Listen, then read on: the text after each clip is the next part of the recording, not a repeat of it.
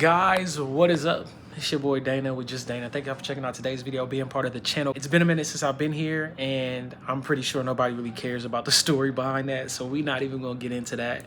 And I'm getting mighty tired of your trifling ways. What's going on? I wanted to give you guys some context on this bike because I think when the bike hit the market, a lot of people were doing reviews based off of a few hours at the track, or you know, they borrowed a friend's, or they had just bought it and were just doing like a first ride review, which is great. I'm not here to discredit any of that, but I thought this would be a perfect time to actually give you guys a like full-fledged contextual 9-month review.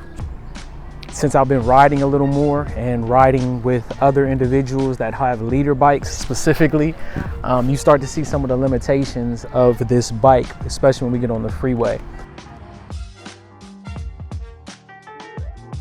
Inner city, I can hang with the best of them. Like, this thing has the power band, you know, in the low to mid range that you can hang with anybody. But once you hit that freeway, they're definitely going to embarrass you. For a first bike, this was an excellent buy. I have no complaints. It's held up perfectly fine. Haven't had to activate my warranty for anything.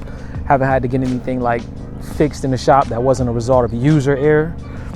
Break my swing arm earlier this year practicing wheelies, which is posted somewhere on my Instagram or something like that. I kind of give a little brief story about what happened there. It's a versatile machine. Physically, I don't feel the back pain that a lot of people talk about. My most physical complaint with this is the handlebars.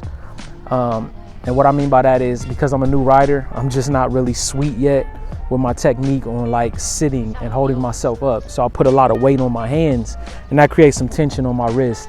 After about an hour or so of riding, I pretty much am feeling it. So then is when I start to use my knees and my legs to kind of stabilize myself. So it's a learning game, and it's just a part of being a novice rider.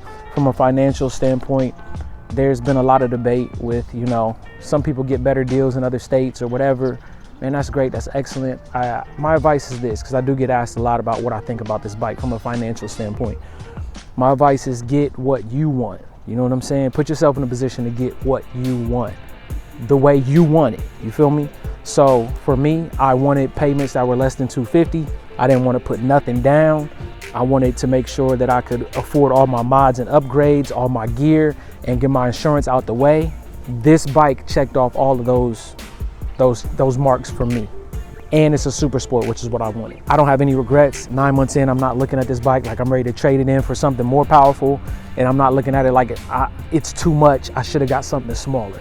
It fit right in that place for me, right in that sweet spot. If anybody's considering this bike, if it's what you want, go for it. Go for it. I don't believe you'll be disappointed.